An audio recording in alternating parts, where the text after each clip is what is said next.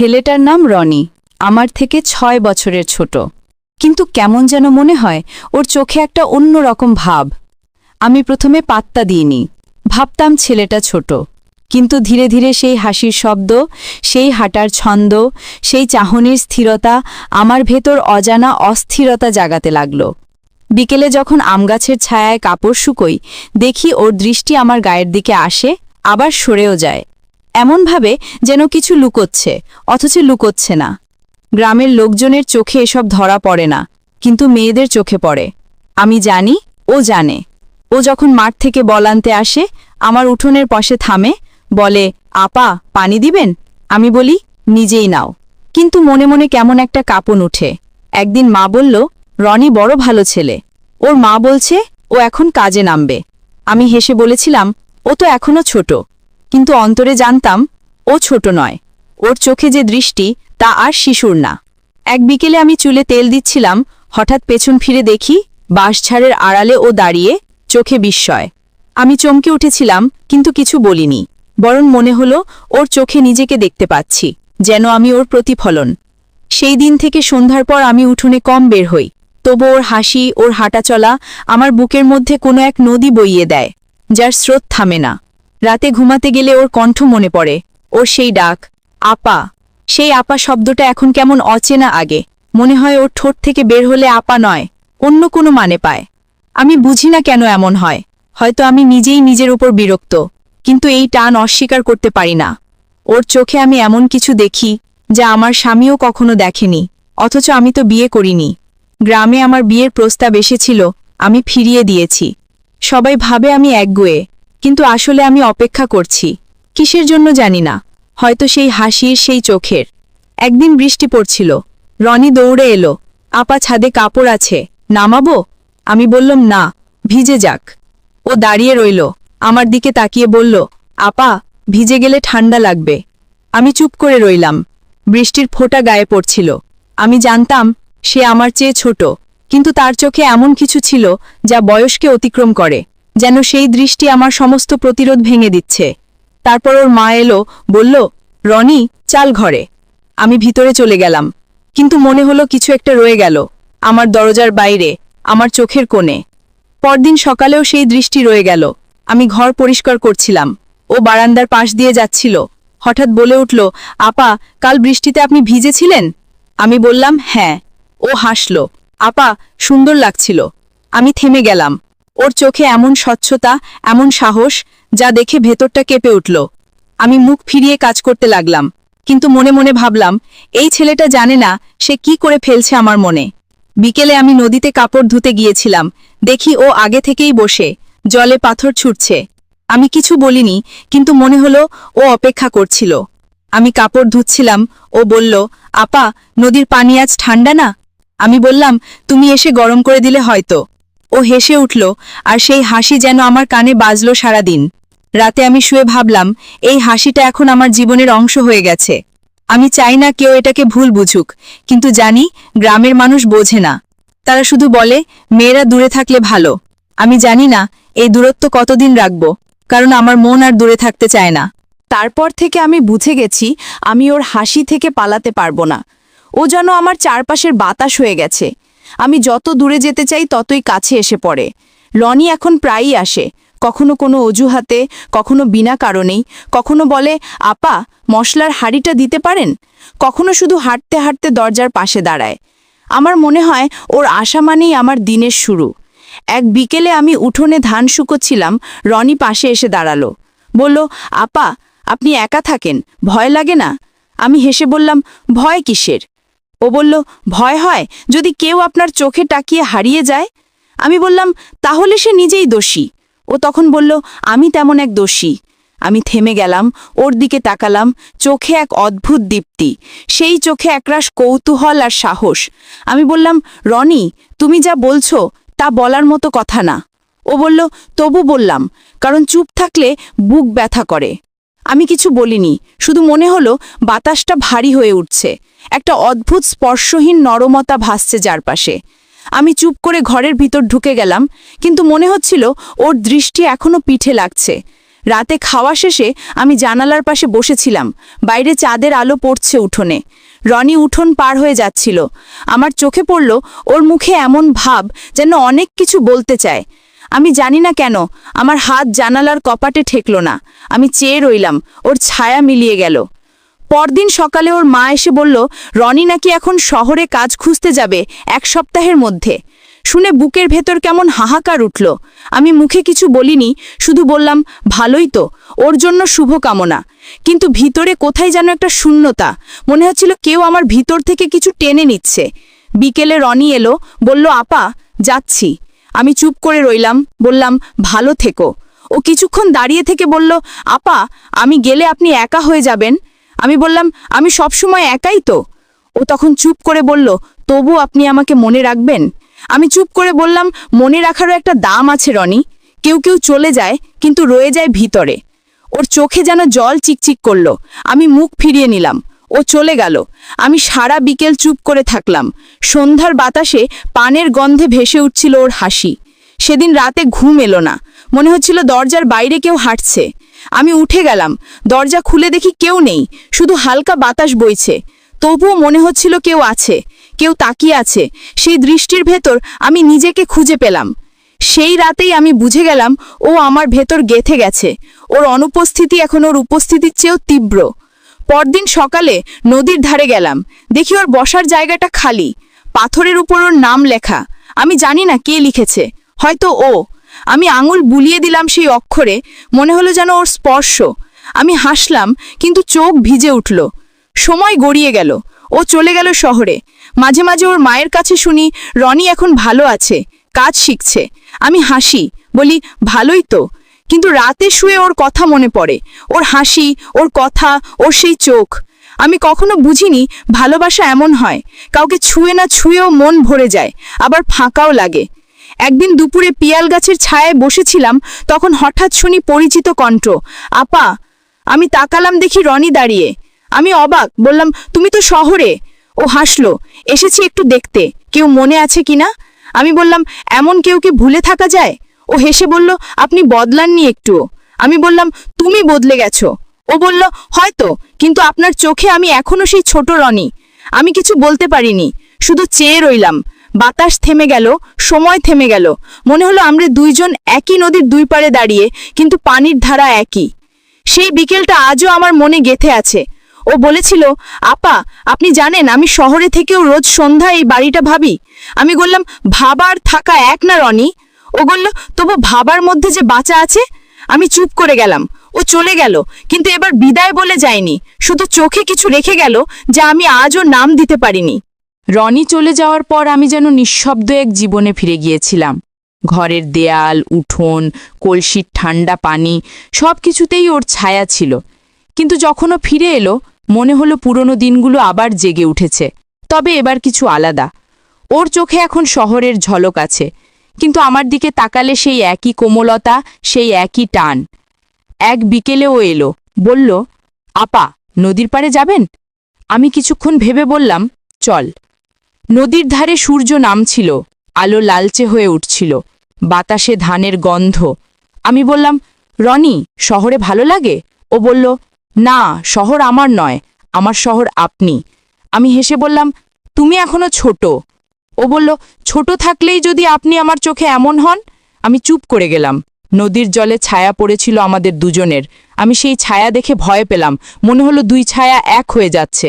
আমি বললাম, রনি গ্রামে এসব কথা বলা ঠিক না। ও বলল, আপা সব ঠিক ভুল কি জায়গা নির্ভর করে? আমি কিছু বলিনি, শুধু অনুভব করছিলাম বাতাস যেন ভারী হয়ে উঠছে। সেই বিকেলে নদীর জলে সূর্যের শেষ আলো যখন মিশে যাচ্ছিল, তখন আমি বুঝলাম আমি নিজের কাছেই পরাজিত। আমার ভিতরের সব প্রতিরোধ গলে যাচ্ছে ধীরে ধীরে। সেদিন রাতে চাঁদের আলোয় উঠোনে বসেছিলাম। হঠাৎ দরজায় টোকা।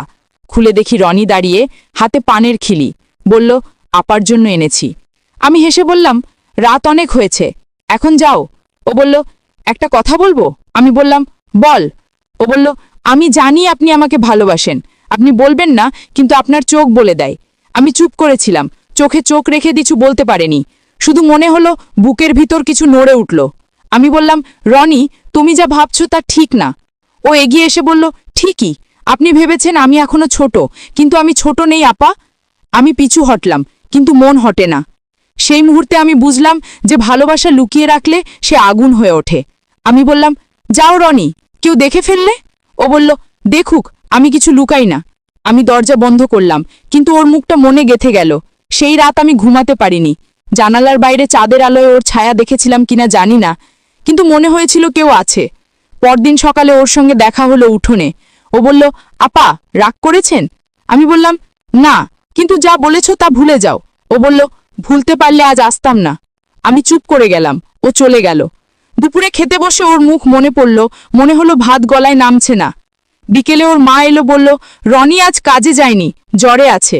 আমি কিছু না ভেবে ওদের বাড়ি গেলাম। দেখি ও খাটে শুয়ে, মুখ ফ্যাকাশে। আমি বললাম, কেমন লাগছে? ও চোখ খুলে বলল, আপা, আপনি এলেন? আমি বললাম, তুমি বিশ্রাম নাও। ও বলল, আমি জানতাম আপনি আসবেন।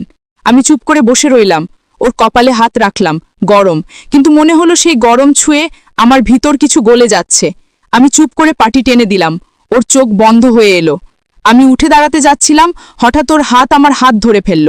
আমি স্থির হয়ে গেলাম, কিছু বললাম না, শুধু ওর আঙুলের স্পর্শে বুক কেঁপে উঠল। তারপর ধীরে ও ঘুমিয়ে পড়ল। আমি আস্তে আস্তে হাত ছাড়িয়ে বাইরে বেরিয়ে এলাম, কিন্তু সেই স্পর্শ যেন আমার ত্বকে ছাপ রেখে গেল। রাতটায় ঘুম এলো না। মনে হচ্ছিল আমি কিছু লুকোচ্ছি, কিন্তু কার থেকে? নিজের থেকে, না সমাজ থেকে? আমি জানতাম এই ভালোবাসা বলা যায় না, কিন্তু না বললেও তা থেকে যায়, আগুনের মতো, নিঃশব্দে। একদিন রনি ভালো হয়ে উঠল, কিন্তু আমার চোখে অন্য এক আগুন রেখে গেল। এখনো আসলে আমার বুক কেঁপে ওঠে। আমি বলি, রনি, বেশি আসিস না। ও হাসে, আপা, আমি যদি না আসি তাহলে আপনি উঠোনে তাকিয়ে থাকবেন কার দিকে? আমি মুখ ফিরিয়ে নিই, কিন্তু মন ফেরাতে পারি না। এখন প্রতিটি সন্ধ্যা আমার কাছে ওর নামের মতো, নরম, নিষিদ্ধ, অথচ সত্যি। রনি এখন প্রায় প্রতিদিনই আসে, কখনো অজুহাতে, কখনো বিনা অজুহাতে। আমি জানি ওকে নিষেধ করা উচিত, কিন্তু পারি না। ওর চোখে একরকম কোমল জেদ আছে, যা আমাকে ভেতর থেকে নরম করে ফেলে। আমি যত বলি না, ওর একটা আপা শব্দে আমার ভেতরের সমস্ত না গলে যায়। এক বিকেলে আমি উঠোনে মাটি দিয়ে হাড়ি মারছিলাম। ও এসে বলল, আপা, নদীতে যাবেন? আজ পানির রং নাকি বদলে গেছে। আমি বললাম, আজ যাব না। ও বলল, আপনি গেলে নদীও হাসে। আমি বললাম, তুমি এমন কথা বলো কেন রনি? ও হেসে বলল, কারণ আপনার হাসিতে আমি নদীর রং দেখি। আমি মুখ ফিরিয়ে নিই, তবু মনটা নরম হয়ে যায়। আমি জানি এমন কথায় মানুষ ভেসে যায়, কিন্তু জানি না কেন ওর কথায় আমার বুকের ভেতর স্রোত বইতে শুরু করে। বিকেলের আলোটা ম্লান হচ্ছিল। আমি তখন হাড়ি ধুয়ে উঠছিলাম। ও পাশে দাঁড়িয়ে বলল, আপা, আমি কিছু বলতে চাই। আমি বললাম, সবসময় কিছু বলার থাকে তোমার? ও বলল, না, আজ যা বলবো তা আগের মতো না। আমি চেয়ে রইলাম। ওর চোখে এমন কিছু ছিল যা বলে দিচ্ছিল কথা না বললেও ও অনেক কিছু বলবে। ও বলল, আমি শহরে থাকলেও রাতে ঘুমানোর আগে সব সময় ভাবি, আপনি কি এখন জানালার পাশে বসে থাকেন? আমি বললাম, তুমি এমন কেন রনি? ও বলল, কারণ আমি জানি না আর কাকে ভাবব। আমি কিছু বলিনি, শুধু মনে হলো শব্দগুলো আমার ভেতরে ঢুকে যাচ্ছে। এক বিকেলে বৃষ্টি শুরু হয়েছিল। ও ছুটে এলো, বলল, আপা, ভিজে যাবেন। আমি বললাম, যেতে দাও। ও বলল, আপনি জানেন না বৃষ্টির সঙ্গে আমি কত কথা বলেছি আপনার নামে। আমি হেসে বললাম, তুমি এখন কবি? ও বলল, আপনিই তো আমার কবিতা। আমি চুপ। হঠাৎ বিদ্যুৎ চমকালো। আমি ভয় পেয়ে ওর দিকে তাকালাম। ও বলল, ভয় পেয়েছেন? আমি বললাম, না, শুধু আলোটা হঠাৎ ছিল। ও বলল, আমার চোখেও এমন আলো পড়ে যখন আপনাকে দেখি। আমি আর তাকাতে পারলাম না। ওর চোখে সেই আগুন ছিল যা জ্বালায় না, শুধু পোড়ায় ভেতর থেকে। বৃষ্টি থেমে গেলে ও বলল, আপা, আমি জানি আপনি ভয় পান, কিন্তু আমি ভয় পাই না। আমি বললাম, তুমি ভয় পাও না কারণ তুমি জানো না কত বড় এই পৃথিবী। ও বলল, আমি শুধু জানি এই পৃথিবীতে আপনি আছেন। আমি চুপ করে দাঁড়িয়ে রইলাম। বাতাসে ওর গায়ের গন্ধ, মাটির গন্ধ, বৃষ্টির গন্ধ মিশে এক অজানা অনুভূতি তৈরি করছিল। ও চলে গেলে আমি উঠোনে বসে অনেকক্ষণ ভিজে মাটি ছুঁয়েছিলাম। মনে হচ্ছিল সেই মাটিতেই ওর পায়ের ছাপ। সেই দিন রাতে ঘুম আসেনি। আমি নিজেকে বোঝাতে চেয়েছিলাম এটা কেবল মায়া, কিন্তু ভেতর থেকে একটা কণ্ঠ বলছিল, মায়া এত সত্যি হয়? পরদিন সকালে ও এলো, বলল, আপা, কাল আপনাকে ভেজা দেখে মনে হলো আপনি কান্না করছিলেন। আমি বললাম, বৃষ্টি ছিল তাই ভিজেছিলাম।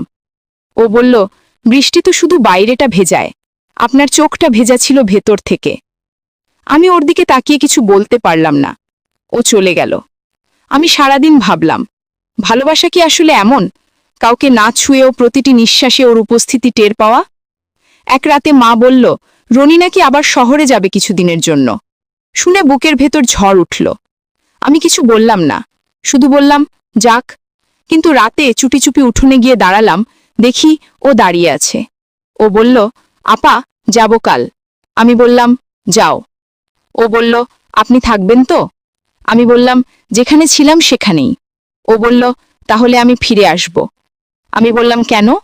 ও বলল, কারণ আপনি আছেন। তারপর কিছু না বলেই ও চলে গেল।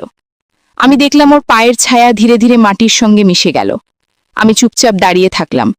সেই মুহূর্তে বুঝলাম ও এখন কেবল আমার চারপাশে নয়, আমার ভেতরেও বাস করে। রনি আর শহরে গেল না, সবাই ভাবল কাজ পায়নি। আমি জানি ও যায়নি, কারণ আমার চোখে ওর থাকার কারণ লুকানো। আমি কিছু বলিনি, শুধু নিজের ভেতর একটা নিঃশব্দ আনন্দ টের পেলাম। এখনো প্রতিদিন আসে, কখনো কাঁঠাল পাড়তে, কখনো ছাগল নিতে, কখনো কোনো অজুহাতে। আমি জানি এসব অজুহাত নয়, ও আসলেই আমার চারপাশে শ্বাস নেয়। একদিন দুপুরে সবাই ঘুমিয়ে আমি উঠোনে বসে সুতো কাটছিলাম। রনি এসে বলল, আপা, এক কাপ পানি দেবেন? আমি বললাম, নিজেই নিয়ে যাও। ও বলল, আপার হাতের পানি ছাড়া তৃষ্ণা মেটে না। আমি চুপ করে গেলাম। ওর কণ্ঠে একরকম সুর, যা শুনলে মনে হয় পৃথিবী থেমে যায়। আমি গ্লাসে পানি দিলাম, ওর হাত ছুঁয়ে গেল আমার আঙুলে। খুব হালকা, অথচ সেই ছোঁয়া যেন আমার শরীরের প্রতিটি শিরায় বয়ে গেল। আমি চেয়ে রইলাম ওর দিকে। ও ধীরে বলল, আপা, আপনি জানেন আমি এখন আর আপনাকে আপা বলে ডাকি না মনে মনে। আমি থমকে গেলাম। বললাম, কি বললে? ও বলল, আপনি আপা নন আমার কাছে, আপনি আমার মনের মানুষ। আমি কিছু বলতে পারলাম না, শুধু চোখ নামিয়ে রাখলাম। মাটির দিকে তাকিয়ে দেখলাম আমার ছায়া আর ওর ছায়া এক হয়ে গেছে। ওর কণ্ঠে শোনা গেল, আপনি যদি বলেন না, আমি চুপ করে থাকব, কিন্তু মিথ্যে বলবেন না যে আপনি কিছু অনুভব করেন না। আমি মুখ তুললাম, বললাম, রনি, যা ভাবছ তা সমাজ মানবে না। ও বলল, আমি সমাজ মানতে আসিনি। আমি বললাম, তুমি জানো না এইসব কথা কত বিপদ ডেকে আনে। ও বলল, বিপদ তো তখনই হয় যখন ভয় পাই। আমি ভয় পাই না। আপনি? আমি কিছু বলিনি, কিন্তু ভিতরে ভিতরে কেঁপে উঠেছিলাম। সেই বিকেলটা এমন ছিল যেন বাতাসও নিঃশব্দ, পাখির ডাক থেমে গিয়েছিল, শুধু দুটো নিঃশ্বাসে ভরা উঠোন। আমি জানতাম এক পায়ে গলে আর ফেরার পথ থাকবে না, তবু এগোতে ইচ্ছে করছিল। সন্ধ্যা নামলেও উঠোনে এলো, হাতে একটা পুরনো বই। বলল, এটা শহর থেকে এনেছি, প্রেমের কবিতা। আমি হেসে বললাম, তুমি এখন কবিতাও পড়ো? ও বলল, আপনার জন্যই শিখেছি। জানেন কেন? আমি বললাম, কেন? ও বলল, কারণ প্রতিটি কবিতার মধ্যে আপনাকে খুঁজি। আমি চুপ করে গেলাম। ও বই খুলে পড়তে লাগলো, তুমি দূরে থেকেও আমার শ্বাসে মিশে আছো। আমি বললাম, এসব না বলাই ভালো, রনি। ও বলল, ভালো না বললে ভালোবাসা হারায়। আমি চোখ বন্ধ করেছিলাম, মনে হচ্ছিল শব্দগুলো আমার ত্বকের উপর পড়ছে। ধীরে ধীরে আমি বললাম, তুমি বুঝবে না, রনি, মেয়েরা এত সহজে ভালোবাসা বলে না, তারা শুধু বয়ে বেড়ায়। ও বলল, তাহলে আমাকেও সেই বোঝা হতে দিন। আমি হেসে ফেললাম। ওর এই সরলতায় মন গলে গেল। রাত গভীর হলে আমি জানালার পাশে দাঁড়ালাম। বাইরে দেখি ও উঠোনে বসে চাঁদের আলোয় মুখ ভাসছে। আমি নিচু গলায় বললাম, যা ঘরে যাও। ও বলল, যাব, কিন্তু আপনি যদি বলেন ভালো থাকো। আমি বললাম, ভালো থেকো রনি। ও বলল, তাহলে থাকবো। আমি জানি না এই কথাগুলো কিভাবে এমন ভারী হয়ে গেল, যেন প্রতিটি শব্দের নিচে লুকানো ভালোবাসা, ভয় আর নিষিদ্ধতার নীরবতা। এখন আমি জানি ভালোবাসা শুধু ছোঁয়া নয়, ভালোবাসা হচ্ছে না ছুঁয়েও জেগে থাকা।